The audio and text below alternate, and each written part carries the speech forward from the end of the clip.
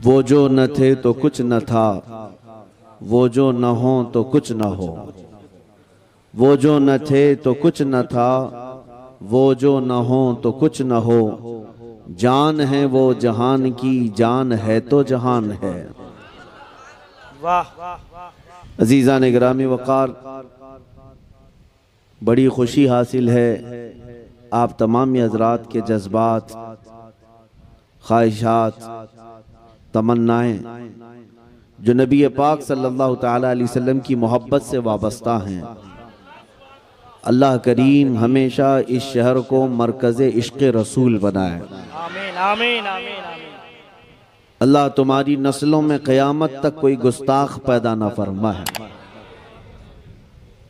जब तक जवानों में यह जज्बा बाकी रहेगा, हुजूर पाक सल्लल्लाहु ताला अलैहि वसल्लम के नाम पाक के लिए इंशाअल्लाहुल अज़ीज़ बड़ी सी बड़ी आंधी और तूफान तुम्हारा कुछ न बिगाड़ सकेंगे।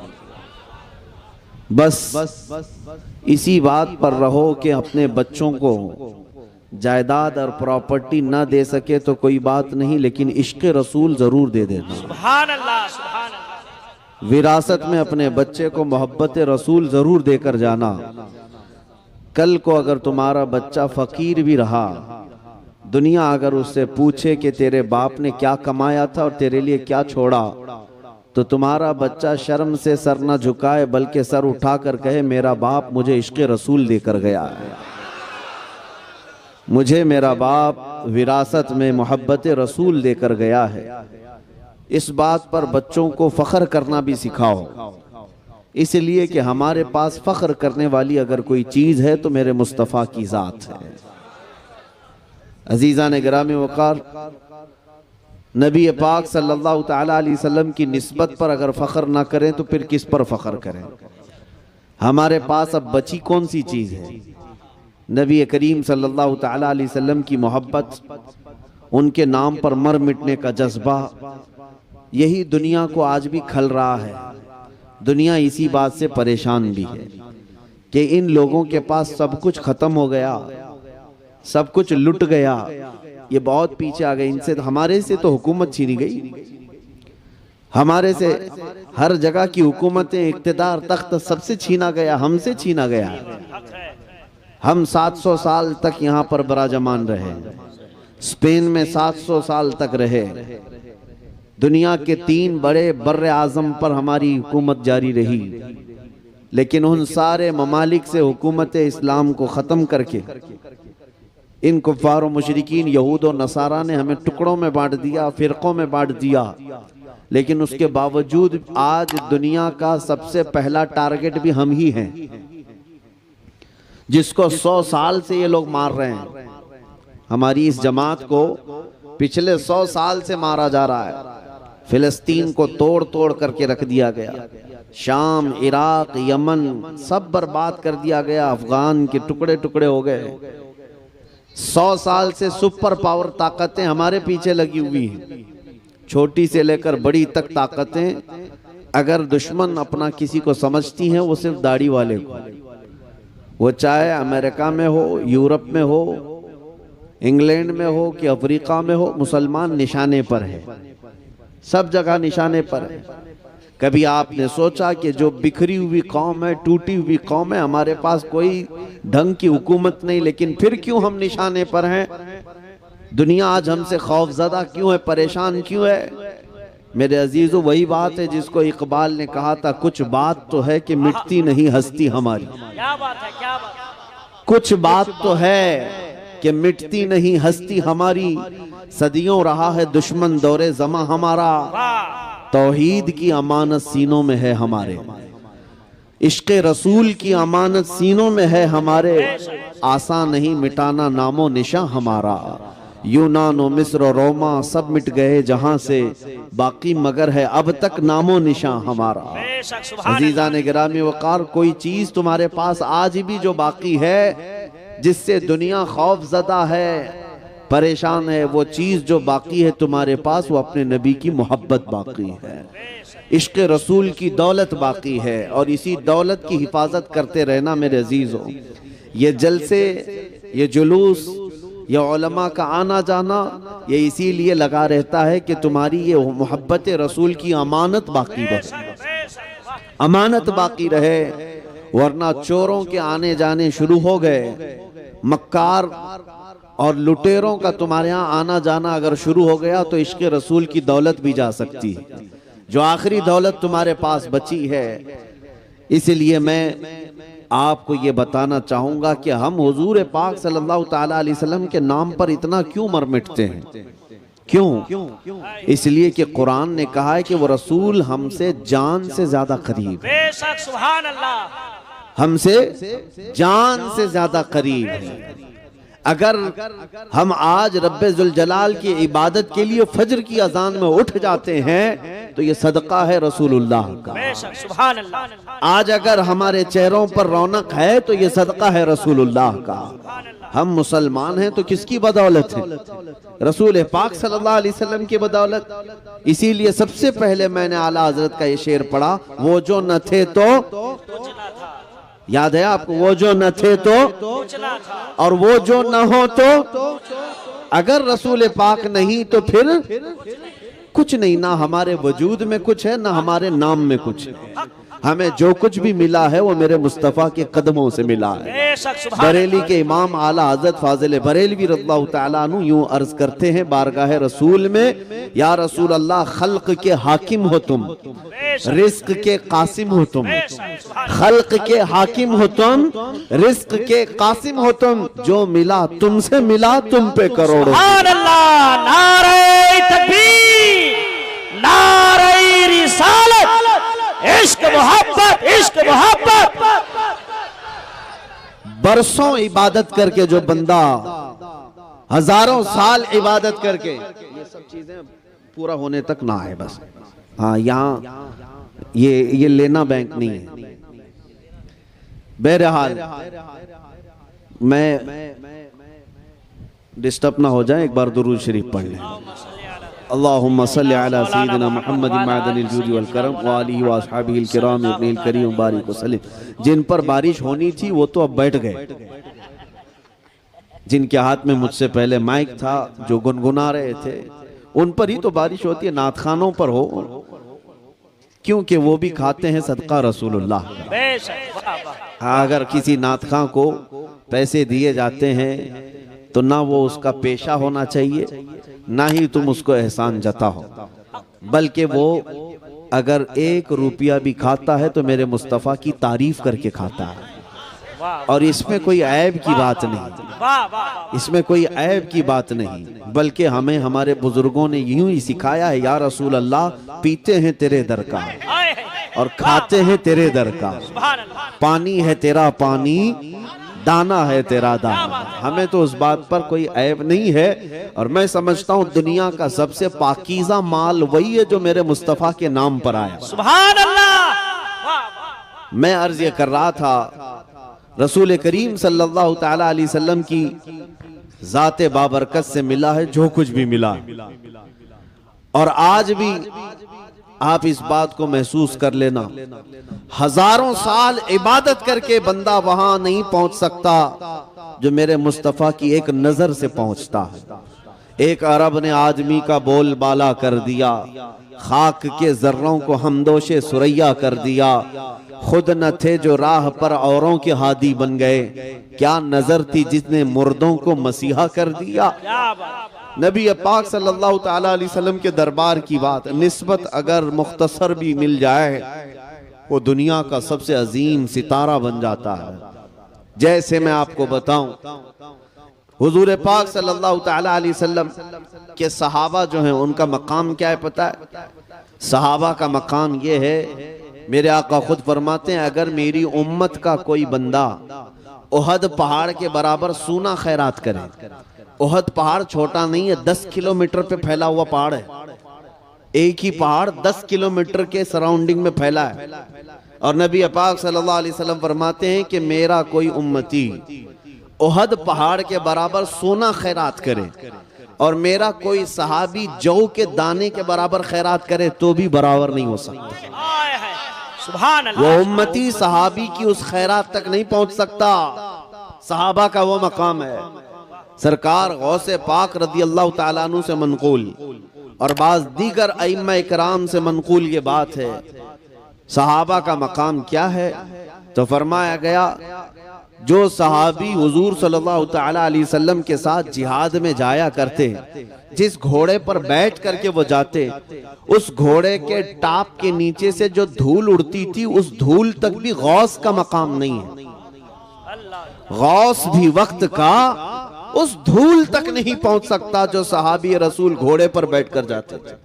ये मकाम सहाबा का है। क्यों मिला सहाबा को ये मकाम? क्यों है? सिर्फ और सिर्फ सोहबत रसूल की बुनियाद। क्या बात है, क्या बात है। वो निस्बत रसूल है जो उन्हें दुनिया में सबसे मुमताज करती है, सबसे आला करती है। उम्मत का कोई गौस हो, कोई कुतुब हो, कोई किसी भी किस्म का बड़ा सा बड़ा फकीह हो, वो रसूल पाक के सहाबी के मकाम को नहीं पहुंच सकता। प्लस मैं आपको एक हैरत अंगेज बात बताऊं, हुजूर पाक सल्लल्लाहु ताला अलैहि वसल्लम मस्जिद नबवी शरीफ में बैठे, एक नौजवान था जो यहूदी था, माँ भी यहूदन बाप भी यहूदी, लड़का भी यहूदी, गुजर रहा था, हुजूर के जमाल पर नजर पड़ गई। नबी पाक सल्लल्लाहु ताला अलैहि वसल्लम के चेहरे पर नजर पड़ी, वो देखता का देखता रह गया। मेरे आका का हुस्न था ही ऐसा। मेरे आका सल्लल्लाहु अलैहि वसल्लम को सहाबा कहते हैं जो एक मर्तबा देखता वो पलकें झपकाना भूल जाता, वो हुजूर को यूं ही देखता रह जाता। बल्कि बाद सहाबा फरमाते हैं हमें भूख शिद्दत की लगती तो भी चेहरे मुस्तफा को देखते, हुजूर के चेहरे को देखते भूख भी खत्म हो जाती। यहाँ तक कि जो बीमार सहाबा हैं वो कहते हैं अगर बहुत ज्यादा बीमार होते तो रसूलुल्लाह को देख लेते थे। है जहर मासी का तैबा ही शिफा खाना। अजीजान गिरामी वक़ार, वो यहूदी नौजवान नबी पाक सल्लल्लाहु ताला अलैहि वसल्लम के चेहरे पाक को देखा तो देखता रह गया और दरवाजे के पास खड़ा रहा। चूंकि यहूदी था अंदर तो आया नहीं, खड़ा रहा, शाम हो गई और उसके बाद घर चला गया।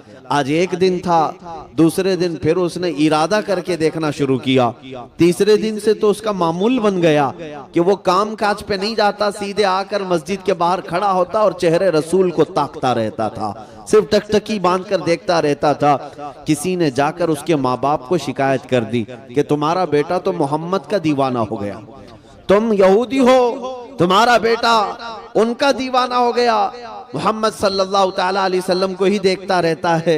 माँ बाप को जब ये बात पता चली तो बेटे को डांटा डपटा और फिर जब वो नहीं माना तो मारा भी, बहुत उसको ज़ज्र तौबीख किया। और उसके बाद मेरे अजीजों ये इश्क़ रसूल की ये आदत है ही ऐसी जिसको आला हज़रत फरमाते हैं जान है इश्क़ मुस्तफ़ा, रोज फजू करे खुदा, जिसको हो दर्द का मजा नाज़े दवा उठाए क्यों, फिर के गली गली तबाह ठोकरे सबकी खाई क्यों, दिल को जो अक्ल दे खुदा तेरी गली से जाए क्यों। नबी पाक सल्लल्लाहु ताला अलैहि वसल्लम को देखना वो छोड़ता नहीं था। माँ बाप को शिकायत की गई। एक दिन बाप यहूदी आया और देखा अपने बेटे को कि यहीं खड़ा रहता है, आकर के अपने बेटे को गिरफ्तार किया और घर ले गया और जंजीरों से बांध करके उसको कैद कर दिया।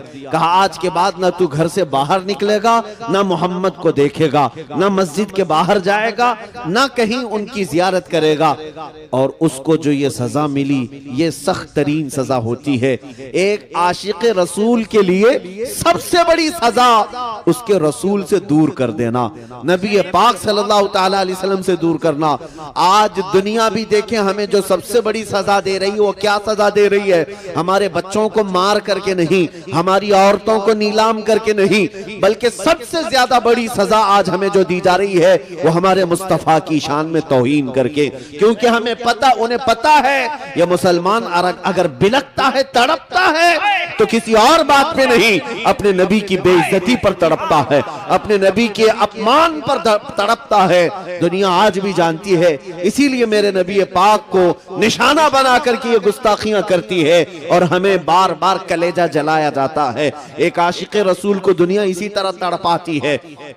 उस यहूदी नौजवान को इस्लाम लाया हुआ नहीं है, ईमान लाया हुआ नहीं है, लेकिन दिल से मेरे मुस्तफा पर फिदा था। माँ बाप कैद करके रखे हैं, जंजीरों में बांध कर रखे हैं, लेकिन हुआ क्या, चंद दिनों की कैद के बाद वो नौजवान बीमार पड़ गया। ऐसा बीमार कि अब उठने फिरने की ताकत नहीं थी। अब माँ बाप ने जंजीरें खोल दी, इलाज शुरू कर दिया।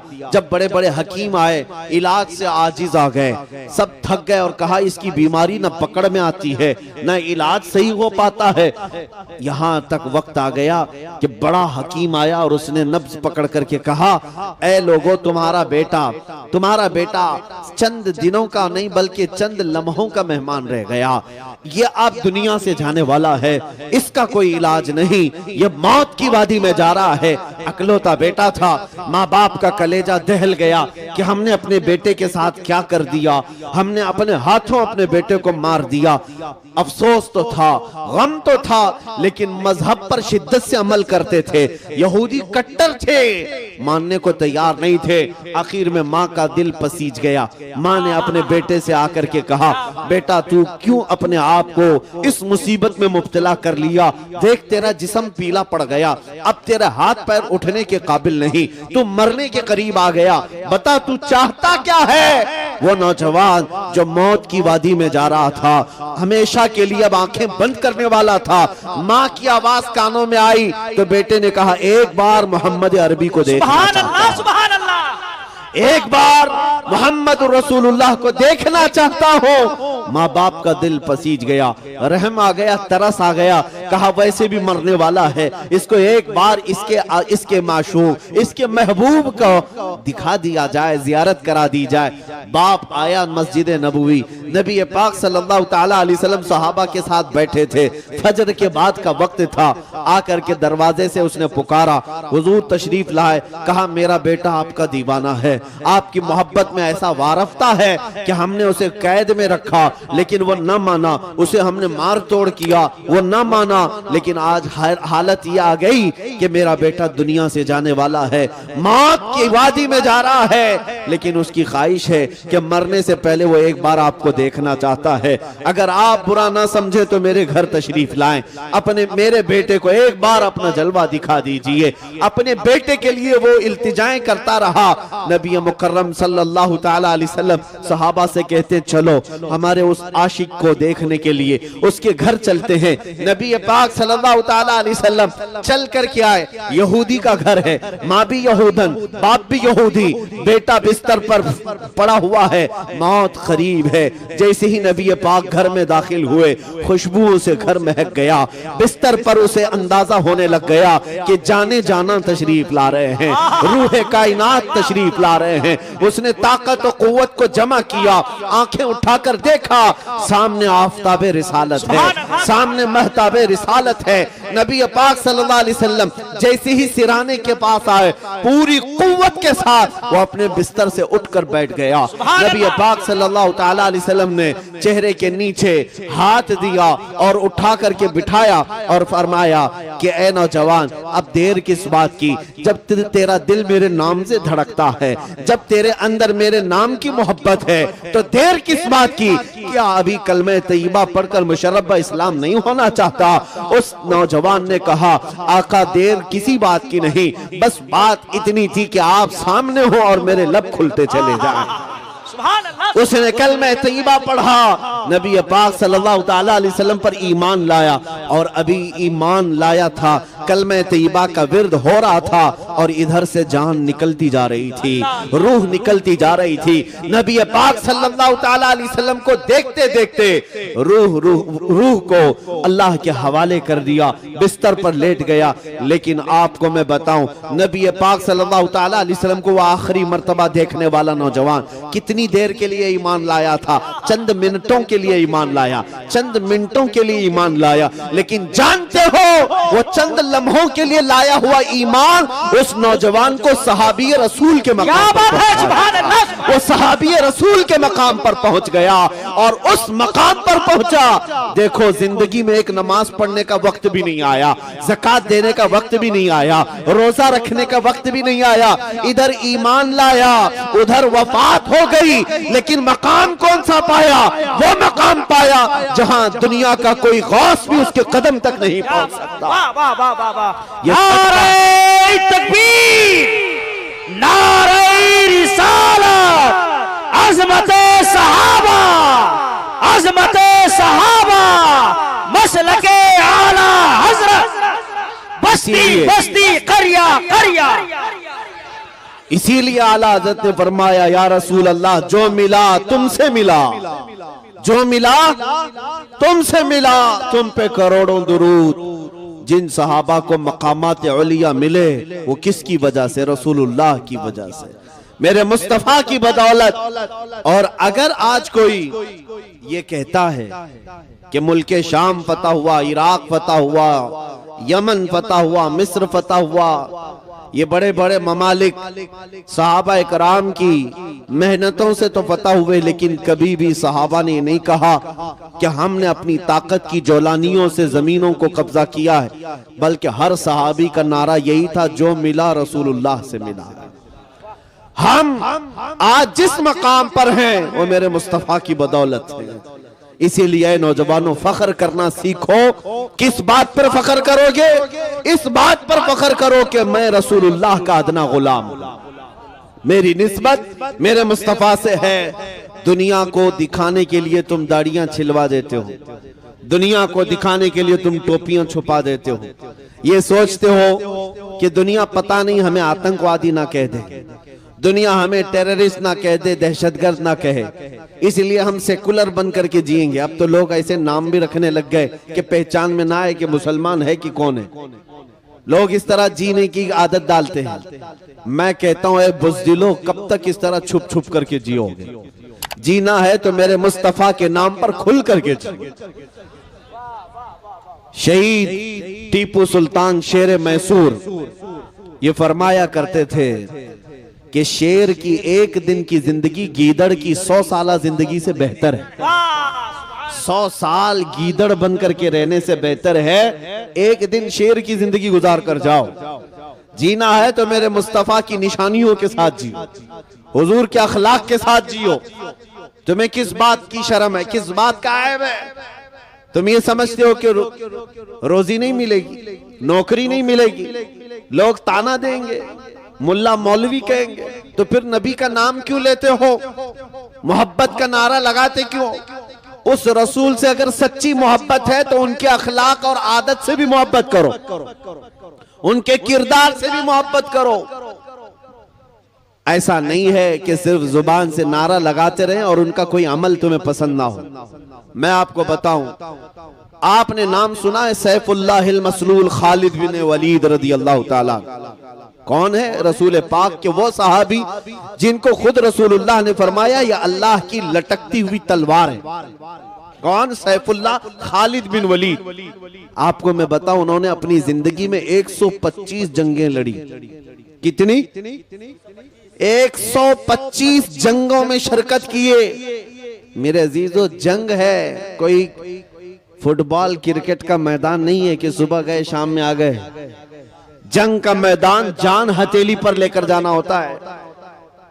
और खालिद बिन वलीद खुद फरमाते, मेरे पूरे जिस्म में एक बालिश्त जगह भी बाकी नहीं जहां तीर और नेज़े का निशान ना हो। हर जगह जख्म है, हर जगह जख्म है। और वो जो तलवार उठाते थे एक हाथ में 35 किलो की होती थी, और जो ढाल पकड़ते थे तीरों को बचाने के लिए वो 40 किलो का होता था।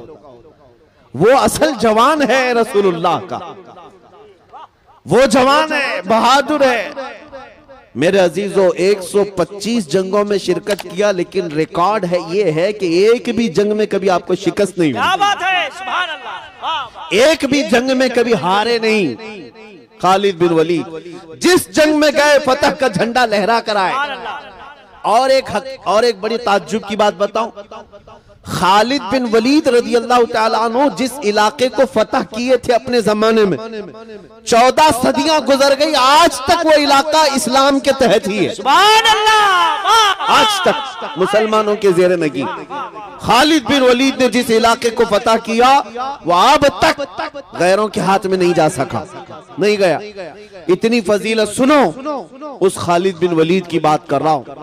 वो फख्र किस बात पर करते थे? अपनी बॉडी पर, अपनी ताकत पर, हाँ, अपनी जौलानियत पर, अपने तलवार के फन पर किस पर फख्र करते थे? नहीं, उनको इन बातों पर फख्र नहीं था, बल्कि वो खुद कहते हैं जंगे मौता में एक जंग ऐसी कि जिसमें 9 तलवारें उनके हाथ से टूटी। एक तलवार टूटती, दूसरी उठाती, दूसरी के बाद तीसरी, तीसरी के बाद चौथी, 9 तलवारें टूटी, मैदान छोड़कर कभी भागे नहीं, वो लड़ते रहे। हजरत खालिद बिन वलीद फरमाते मैं शहादत के शौक में जाता था, लेकिन कभी मौत मैदान जंग में नहीं आई, नहीं आई। एक जंग के मैदान में ऐसा हुआ कि बड़े बड़े पहलवान सामने तलवार लहराते आ गए आपकी गर्दन के पास। 4 बड़े बड़े पहलवान आए, आप लड़ ही रहे थे कि अचानक आपका अमामा गिर गया, सर से अमामा गिर गया। अब होना क्या चाहिए? जंग के तरीकों में यही है कि पहले दुश्मन का मुकाबला करो, बाद में अपनी चीजें उठाओ। लेकिन खालिद बिन वलीद ने सामने खड़े हुए किसी काफिर की परवाह न की, अमामा उठाने के लिए चल पड़े। बड़े बड़े पहलवान सामने तलवार लेकर खड़े हैं, आप उनकी तरफ नहीं देख रहे थे, अमामा शरीफ उठाना है। अपनी टोपी अमामा उठाने के लिए भागे और जल्दी से जाकर भागकर उठा लिए। इतनी देर में तो वो गर्दन अलग कर सकते थे, लेकिन सब हैरत में रह गए। सबों ने तलवार नीचे कर ली। ये हरकत एक आम फौजी भी नहीं करता, एक आम सिपाही भी नहीं करता। खालिद बिन वलीद तो सिपह सालार है, ऐसी हरकत कैसे कर सकते हैं? तो उन काफिरों ने पूछा खालिद बिन वलीद से, ये क्या हरकत तुमने किया? एक छोटा फौजी भी नहीं करता ऐसी हरकत। तुम बड़े सिपह सालार होकर जंग में जब दुश्मन तेरी गर्दन पर तलवार ताने खड़ा है, अपनी गर्दन बचाने की बजाय तुम पगड़ी बचाने चल पड़े, तुम अपना अमामा उठाने चल पड़े। खालिद बिन वलीद ने जो जवाब दिया मेरे अजीजों, यही सहाबा का मसलक था। उन्होंने कहा है जालिमो, तुम क्या समझते हो खालिद बिन वलीद अपने ताकत के बलबूते फतह हासिल करता है, अपनी जवानी के बलबूते जंगों को जीतता है? नहीं, सुनो बात दरअसल ये है कि ये अमामा सिर्फ अमामा नहीं, इसके अंदर मेरे मुस्तफा के 3 मुँह मुबारक रखे हैं। इसके अंदर रसूलुल्लाह के 3 बाल मुबारक हैं। और मेरा यकीन यही है, मैं अपनी ताकत के बलबूते नहीं जीतता, बल्कि जिस जंग में भी मुझे फतह मिलती है वो रसूलुल्लाह के मुँह मुबारक की बदौलत। निस्बत पर उन्हें नाज था, उन्हें फख्र इसी बात पर था। इसी को आला हजरत ने क्या फरमाया, या रसूल अल्लाह जो मिला तुमसे मिला, तुम पे करोड़ों दुरूद। खल्क के हाकिम हो तुम, रिस्क के कासिम हो तुम, जो मिला तुमसे मिला, तुम पे करोड़ों दुरूद। इसीलिए मैंने आज देखा है इज्जत उसी की है जो रसूलुल्लाह का दीवाना है, जो मेरे मुस्तफा का परवाना है, उसे दुनिया नहीं भूलती। आज देखे बंगाल की इस वादी में मैं बैठा हूँ, यहाँ पर शायद मैं पहली मर्तबा आया, लेकिन आते साथ 100 साल पहले गुजरे हुए बुजुर्ग जिनका नारा कसरत से लगता है वो कोई और नहीं, वो इमाम इश्क व मोहब्बत आला हजरत की जात है। आज हर बच्चा, हर जवान इश्क मोहब्बत आला हजरत क्यों पुकारता है, क्यों नारे लगाता है? इसलिए नहीं कि वो बहुत बड़े नेता थे, इसलिए नहीं कि वो बड़े जमींदार थे, इसलिए नहीं कि उन्होंने लोगों में पैसा बहुत बांटा है, इसलिए हर बच्चे की जुबान पर आला हजरत का नारा है कि उस आला हजरत ने अपनी जिंदगी मेरे मुस्तफा के नाम पर वक्फ की थी। और उन्होंने दुनिया को ये सिखाया था, उन्होंने दुनिया को ये सिखाया था कि जीना हो तो ऐ लोगों ऐसे जियो तो हुजूर को पुकार कर यूं कहो, या रसूल अल्लाह चमक तुझसे पाते हैं सब पाने वाले, मेरा दिल भी चमका दे चमकाने वाले। क्या मेरा दिल भी चमका दे चमकाने वाले। उस आला हजरत ने जो इश्क रसूल का दर्स दिया, इसलिए मौला करीम ने आज ना उनका नाम मिटने दिया है ना उनका कलाम मिटने दिया। बेशक बेशक। हाँ, वो बुजुर्ग आज हमारे मजमों में जिंदा है। आज मुजाहिद मिल्लत को कसरत से याद किया जाता है। क्या कहने बंगाल की खाड़ियां, उड़ीसा की वादियां मुजाहिद मिल्लत के कदम कदम को याद करती हैं। क्यों? क्या उस मुजाहिद मिल्लत ने बहुत बड़ा महल बना लिया था? क्या उस मुजाहिद मिल्लत ने कोई बहुत बड़ी हुकूमत बना ली थी? उस मुजाहिद मिल्लत ने अपनी जिंदगी में अगर कुछ किया है तो इन भोले भाले सुन्नियों के दिलों को इश्क रसूल से गरमाया है, मोहब्बत मुस्तफा में जीना सिखाया है, तड़पना सिखाया है।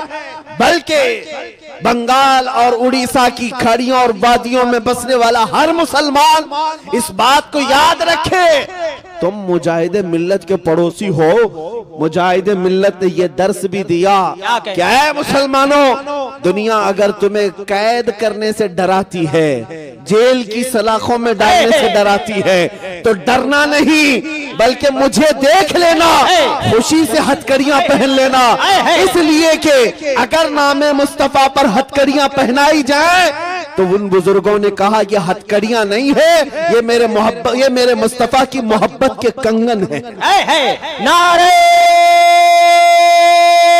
तकबीर, हाथ उठे, नारे रिसालत, मसलके आला हजरत, फैजाने हुजूर मुजाहिदे मिल्लत, हिम्मते मुजाहिदे मिल्लत, बस्ती बस्ती करिया करिया, देखो देखो कौन आया, जिंदाबाद। मेरे अजीजों, बस मैं यही चाहता हूं कि तुम्हारा जज्बा बरकरार रहे। दुनिया जो लूटना चाहे लूट ले, हम दुनिया के लिए नहीं आए। हमें हमारे मुस्तफा करीम सल्लल्लाहु अलैहि वसल्लम ने इरशाद फरमाया, अद-दुनिया सिजनुल लिल मुमिनीन, दुनिया मोमिनों के लिए कैद खाना है। कैद खाने में कितना जी सकते हो, कितना ऐश कर सकते हो। उन मुसलमानों से मैं कहता हूं जिनको ये लगता है कि मौलाना लोगों की तकरीरें सुने तो दुनिया छोड़ना पड़ेगा, नहीं सुनोगे तब भी छोड़ना पड़ेगा। मलकुल मौत तो आने वाले आएंगे, आज या कल कभी तो आएंगे, पकड़ कर ले जाएंगे। कोई भी प्रॉपर्टी वाला, कोई जमींदार हमेशा रहने के लिए नहीं आया। मुझे कोई गारंटी देकर के बताए कि मैं 100 साल जीने वाला हूं, बता दे कोई। किसी को कल तक की गारंटी नहीं है, 100 साल बहुत दूर की बात। मोमिनो, तुम्हें यहां हमेशा रहना नहीं है। अगर दुनिया लूटती है तुम्हारा सामान तो लूट ले, कुछ फर्क नहीं पड़ता।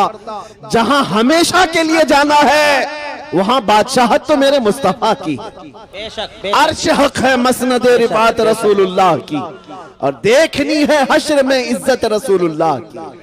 और आला हजरत ने हमें यही सिखाया है, हम रसूलुल्लाह के, जन्नत रसूलुल्लाह की।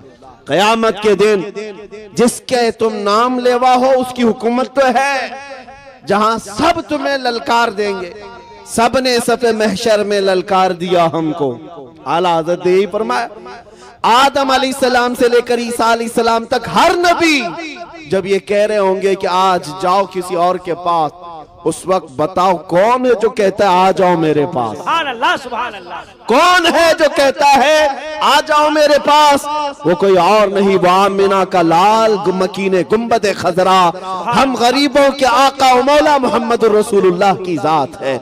वो तुम्हें वहां पर भी मदद के लिए बुला रहे होंगे। आओ सुनो, मेरे आका सल्लल्लाहु अलैहि वसल्लम फरमाते हैं कि क़यामत के दिन सहाबा ने पूछा आपका क्या हाल होगा, आप किस कैफियत में होंगे?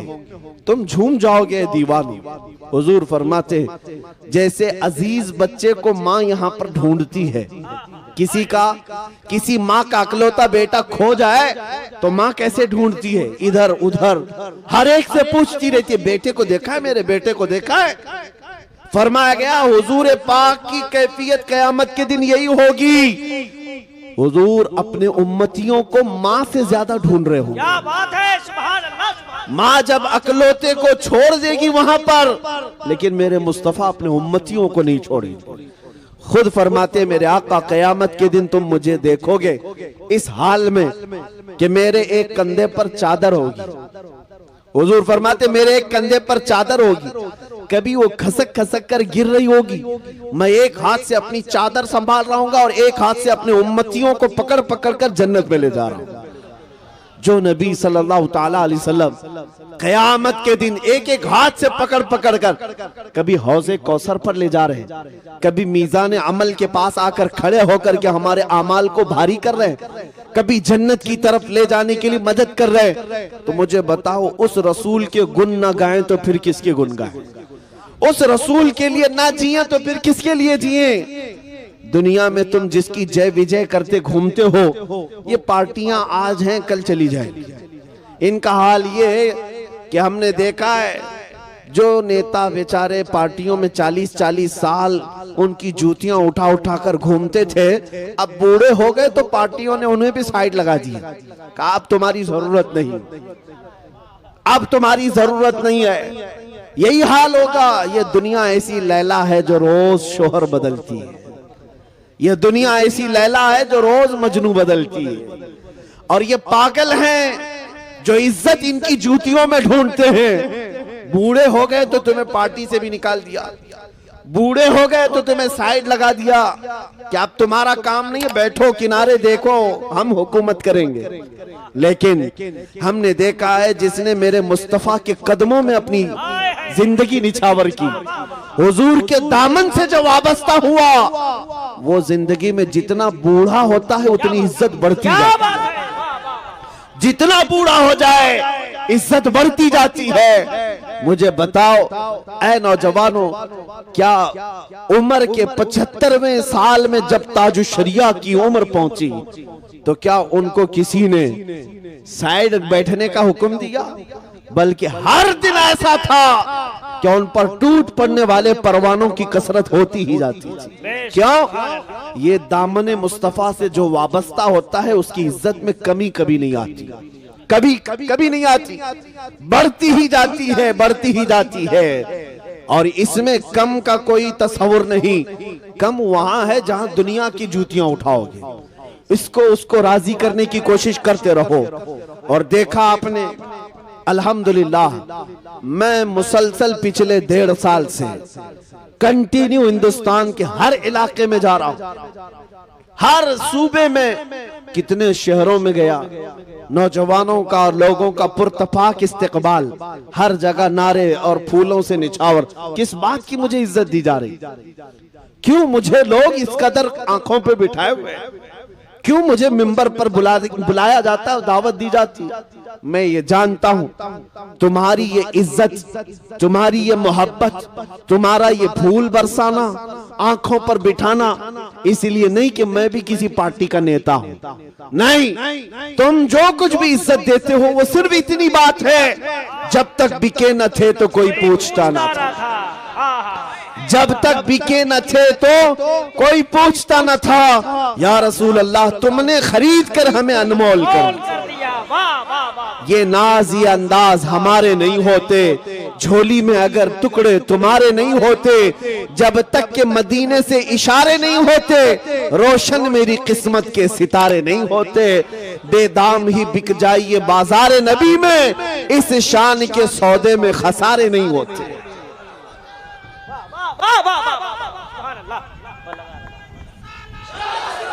भाई मुफ्ती साहब को मैंने देखा है लाखों के जलसे में, लाखों के मजमे में, अल्हम्दुलिल्लाह दीवाने नारा लगाते हैं तो कसम खुदा की लगता है दुश्मने नबी का कलेजा कांपने लगता है।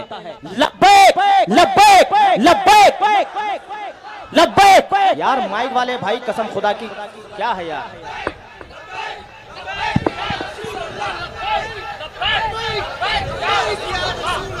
बहुत बेहतर मेरे अजीजों, ये जो है सिर्फ नारा ही नहीं है बल्कि ये तो एक वजीफा भी है। लब्बैक या रसूल अल्लाह, ये सिर्फ नारा नहीं है, मेरे मुस्तफ़ा की पुकार है और दुरूद भी। नबी पाक सल्लल्लाहु ताला अलैहि वसल्लम को पुकारना ये एक सिर्फ और सिर्फ नारा नहीं है, ये इबादत है, ये इबादत है। और दुश्मनों का कलेजा फटता है आज तो इसी नारे की बदौलत, उन्हें पता है।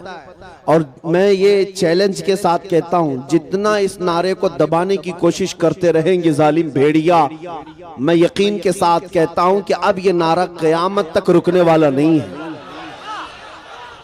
नहीं रुकने वाला है। क्यों? इसलिए कि ये किसी आम शख्सियत के नाम पर लगने वाला नारा नहीं, ये कायनात के दूल्हा के नाम पर लग रहा है, हुजूर पाक सल्लल्लाहु तआला अलैहि वसल्लम के नाम पाक पर है। और किसी अभी चंद दिनों पहले की बात है, शायद हफ्ता 2 हफ्ता पहले, एक साहब ने मुझे कहा कि किसी मजमे में नारा बहुत लग रहा था, हमें बुलाया गया पुलिस स्टेशन में और केस देने की बात की। मैंने कहा क्यों? कहा लब्बैक लब्बैक के नारे लगा रहे थे, पुलिस वालों ने कहा कि तुम पर भी केस होगा।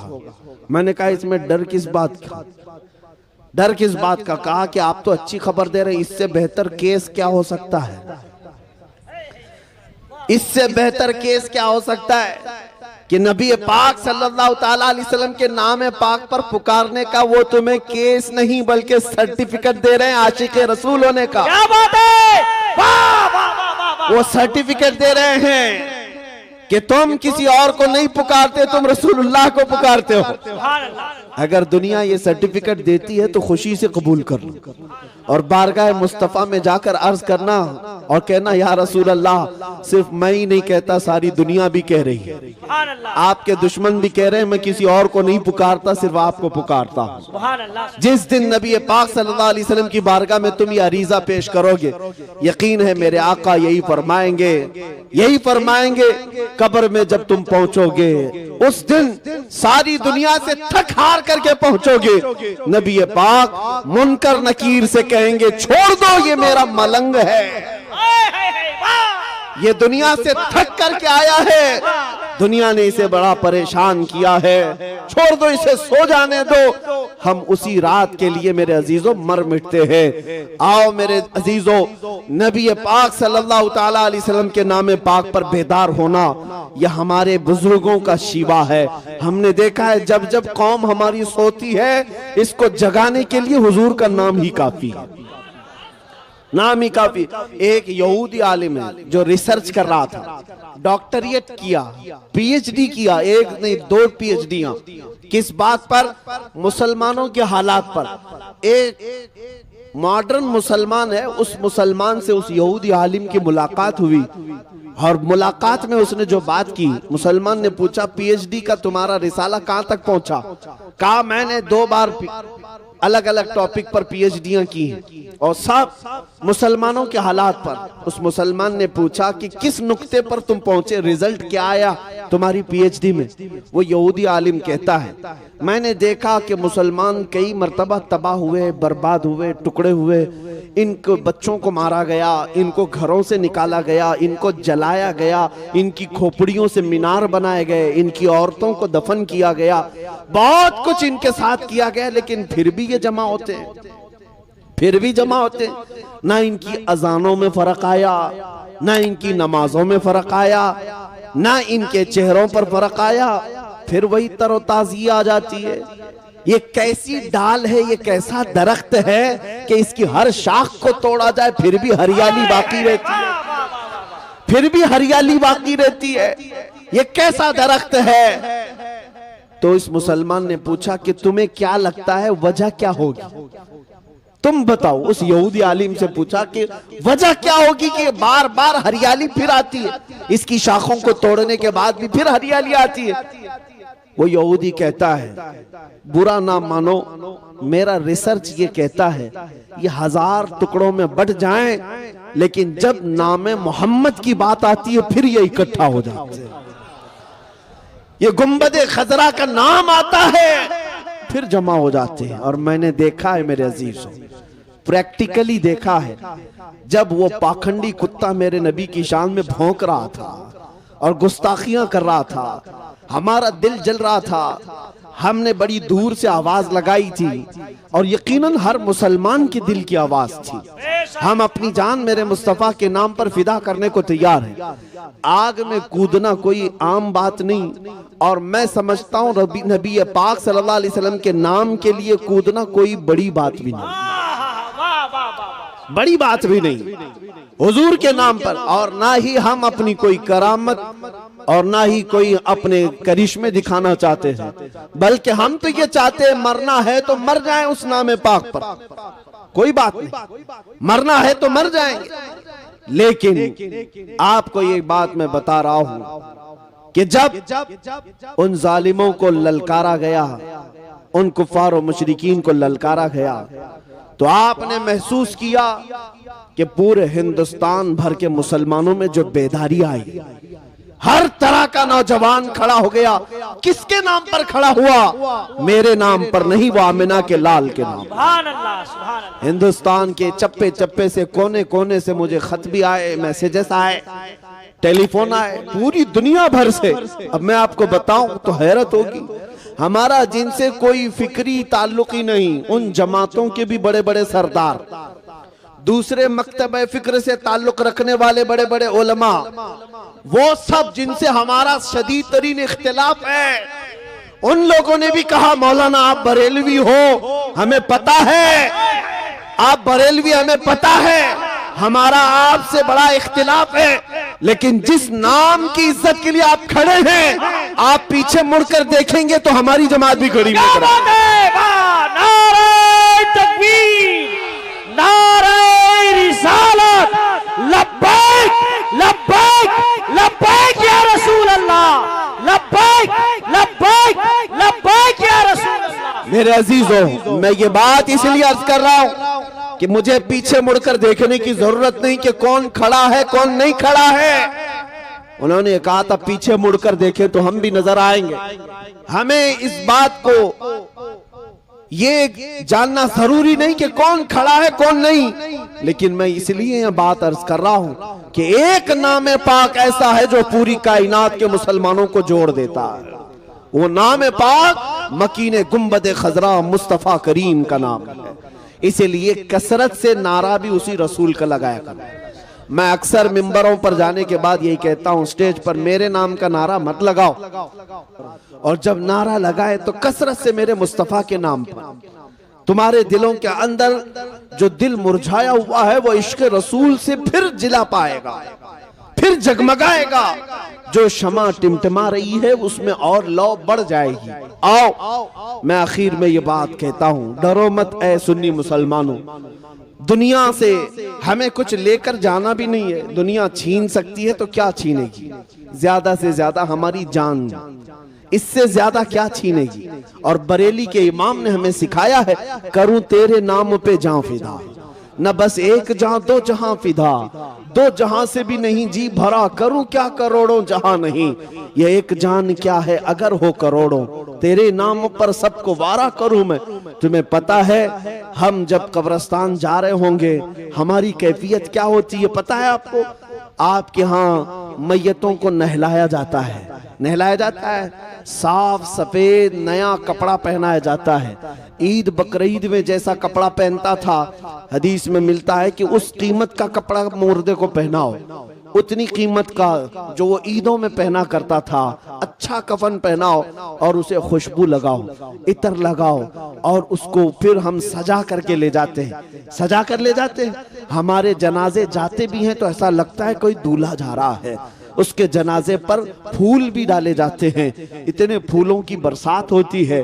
कब्रिस्तान जब ले जाते हैं तो कोई हम में से ऐब नहीं समझता मुर्दे को हाथ लगाना। वो दूसरों के यहाँ है, वो नाक पकड़ करके आते हैं मुर्दा देखने के लिए, अपने ही मुर्दों को देखने के लिए नाक मुंह दबा करके आते हैं, कोई छूते नहीं। लेकिन हम में से हाल ये है कि हम अपने मुर्दों को अपने हाथों से नहलाते हैं, अपने हाथों से पहनाते हैं, और कब्रिस्तान में उतारने के लिए हर कोई आगे बढ़ता रहता है कि मैं पकड़ूं मैं पकड़ूं। कोई ये नहीं देखता कि मेरा रिश्ता इससे क्या है। हर एक उसकी इज्जत कर रहा होता है। और नहलाने में जानते हैं एक बात बार बार कही जाती है, अरे आहिस्ता से करो, आहिस्ता से करो, उसे तकलीफ ना होने पाए, उसे धीरे धीरे करो। बहुत ज्यादा गर्म पानी भी ना नहलाओ, बहुत ज्यादा ठंडा पानी भी ना नहलाओ। ये हमारे मुर्दों की इतनी इज्जत क्यों है? ये हमें मरने के बाद इतनी इज्जत क्यों है? कभी सोचते हो ऐ सुन्नी मुसलमानों, तुम्हें अगर जनाजे में ले जाया जाता है, एक आदमी दो आदमी नहीं उठाते, चार चार पांच पांच लोग उठाते हैं। अरे इधर भी हाथ लगा लो, इधर भी हाथ लगा लो, कहीं उसका हाथ पैर इधर उधर ना हो जाए, मुर्दे का पेट ना दब जाए। हम कितना एहतियात करते हैं, कितना ख्याल करते हैं। मैंने कब्रिस्तान में देखा है, मुर्दे को कब्र में उतारने के लिए भी इतना एहतियात किया जाता है। चार इधर खड़े हैं, चार उधर खड़े हैं, दो नीचे उतरे हुए हैं, कोई सीने से लगा करके उतार रहा है, कोई कपड़ा पकड़ करके उतार रहा है। क्यों एक मरे हुए के लिए इतनी इज्जत है? बुजुर्गों से हमने पूछा था, उसे नहलाया भी गया, पहनाया भी गया और खुशबू भी लगाई गई, फूल भी डाले गए और सारे लोग उसकी आओ भगत में लगे हैं। क्या बात है? बुजुर्गों ने फरमाया, ऐ मेरे बच्चे, क्या तुझे पता नहीं, आज ये जा रहा है कब्र में दीदारे मुस्तफा के लिए, आज ये जा रहा है कब्र में रसूलुल्लाह को देखने के लिए। इसकी जो इज्जत है वो यूं ही नहीं, इसलिए कि तुम अभी अगर उसके कब्र की तख्तियां बंद करके आओगे, इधर ये आंख खोलेगा, उधर जलवे रसूल को देखेगा।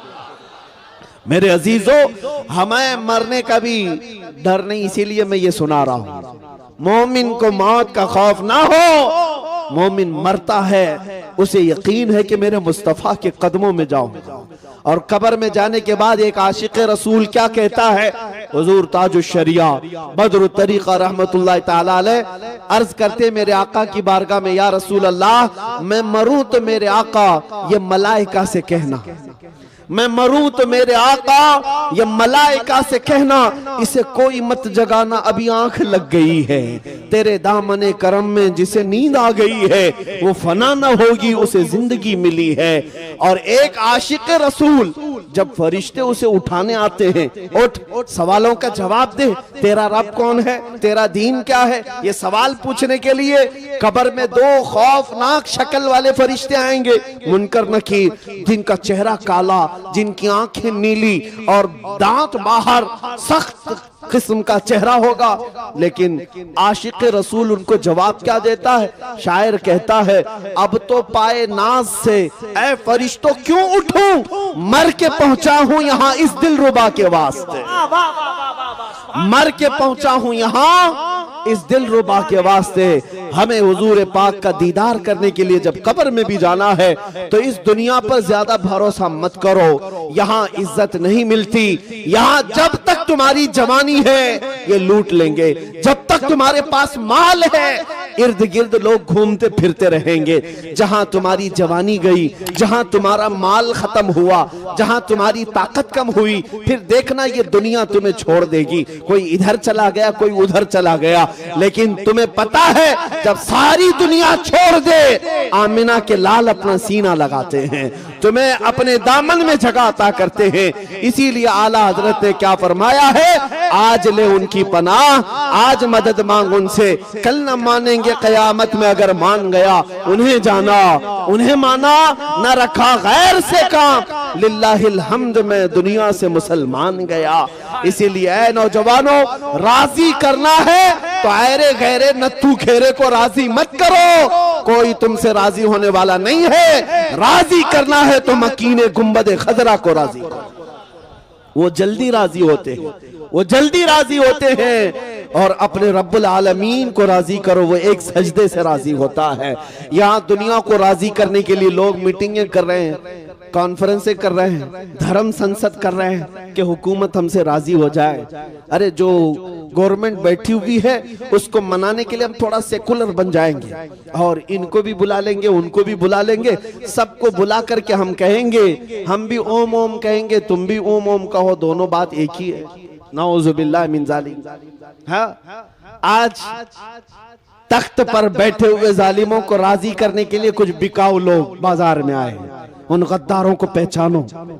आला हजरत ने 100 साल पहले हमें बताया था, ये जमात के गद्दार हैं। सूना जंगल रात अंधेरी छाई बदली काली, सोने वालों जागते रहियो चोरों की रखवाली है।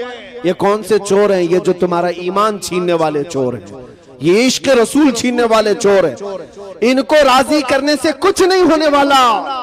हमने देखा है, देखो अभी 2 साल पहले एक राफजी कुत्ता निकला था अपना धर्म बदलने के लिए, पता है ना, नाम भी बदल लिया, धर्म भी बदल लिया, और कहा कि मैंने आज से नाम बदल लिया, धर्म भी बदल लिया है, घर बार भी छोड़ दिया, जा करके किसी की धोती में पना लिया।